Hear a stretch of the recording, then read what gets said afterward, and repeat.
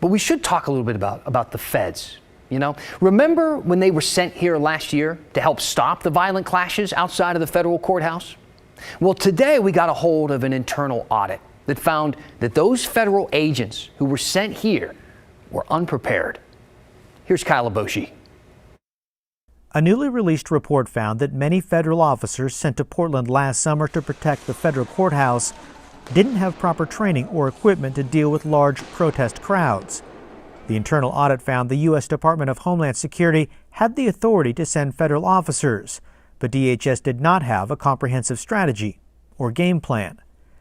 The report describes how roughly 750 federal officers from various agencies were deployed to Portland between June and August to help control violent clashes over racial justice and police violence.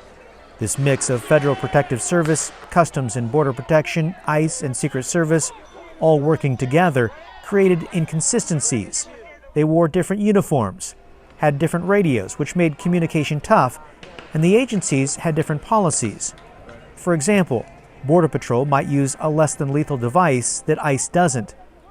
Some officers question the tactics used by other components, such as when to engage rioters with force, the report says.